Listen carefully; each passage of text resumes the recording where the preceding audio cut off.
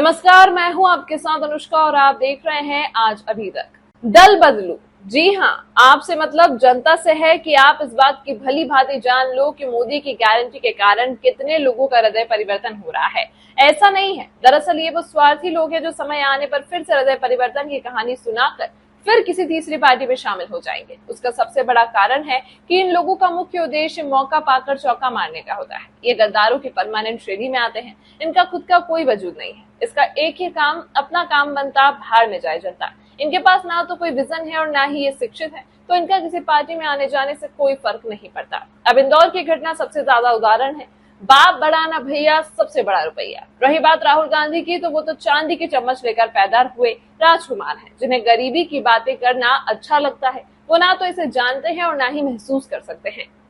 इंदौर में कांग्रेस के सांसद प्रत्याशी अक्षय कांति बम ने अपना नामांकन वापस ले लिया और प्रेस कॉन्फ्रेंस कर हृदय परिवर्तन का कारण बताया, जो बड़ा ही कमाल का है। अब इनकी बात को कौन विश्वास करे। हृदय परिवर्तन कराने का श्रेय कैलाश विजयवर्गीय और रमेश मेंदोला को दिया जा रहा है, जबकि वास्तविक कारण तो सबको पता है, क्योंकि इससे पहले भी एक और विधायक का हृदय परिवर्तन हो चुका है। इस बात में कोई दो मत नहीं है कि राहुल गांधी के नेतृत्व में थोड़ी बहुत बची हुई कांग्रेस भी भाजपा की लहर में समा गई।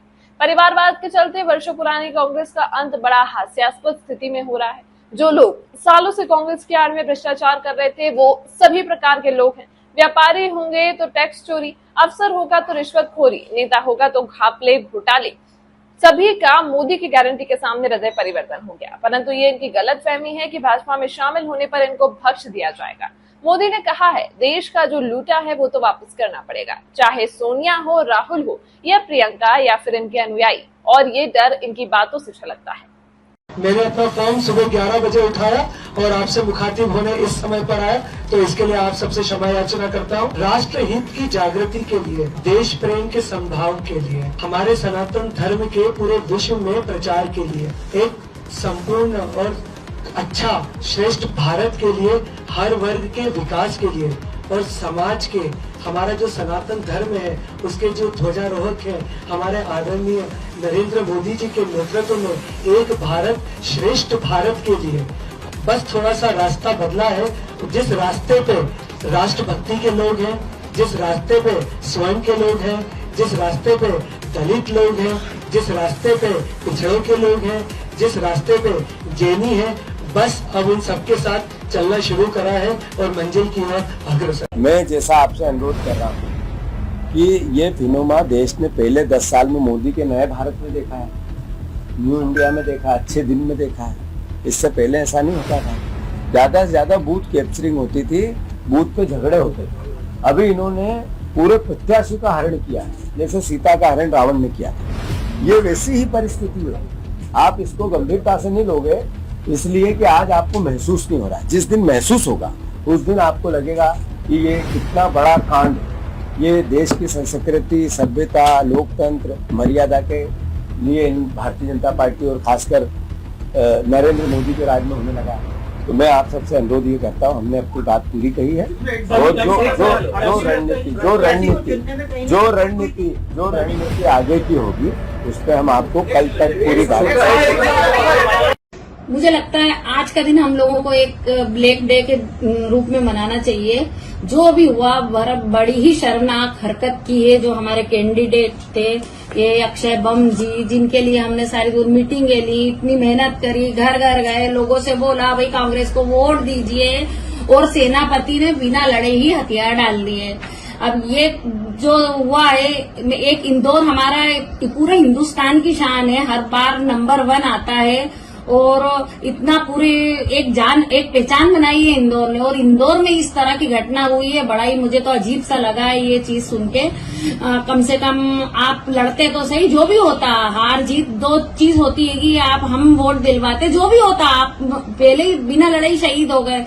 तो मुझे बहुत शर्मनाक घटना है। मुझे बहुत अफसोस हुआ। कोई कांग्रेस में क्या कोई ऐसा व्यक्ति नहीं था, अच्छा व्यक्ति नहीं था जिनको आप टिकट दे सकते, जो आखिरी तक लड़ता। बहुत सारे नेता हैं इंदौर में, आप उनको मोबिलाइज करते, उनको देते, वो लड़ने के लिए तैयार थे। आप कहाँ से ये बम जी को पकड़ के लिया है, जो एटम बम जिनको बनना था वो खुशी बम बन के रह गए।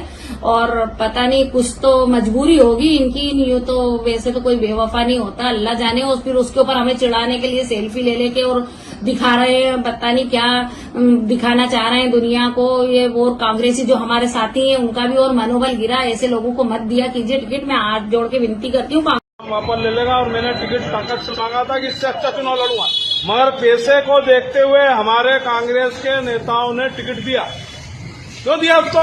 क्या योगदान था उसका कांग्रेस के लिए? क्या योगदान था? कौन सा उसने संघर्ष करा कांग्रेस के लिए जो आपने उठा के उसको टिकट दे दिया? क्यों दिया? ये पार्टी हाईकमान को देखना चाहिए। आप हमारे जैसे कार्यकर्ताओं को मार रही है कांग्रेस। हमने जब टिकट मांगा दमदारी से मांगा, हम लड़ेंगे चुनाव। और आज भी हम यहाँ अकेले खड़े दमदारी से, मगर वो निकल गया। हम बताते फिर उसको। नहीं, उसमें क्या पार्टी की गलती है? पार्टी क्यों देती है ऐसे लोगों को पैसे देखकर? बस पैसे दो, टिकट पैसे से दो। तुम पैसा देख के टिकट देते हो, काम का आधार नहीं बनाते हो।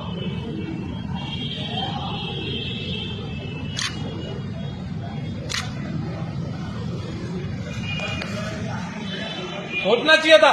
और मैंने बोला मैं लड़ूंगा चुनाव, ताकत से लड़ूंगा। पैसे की बात मत करो।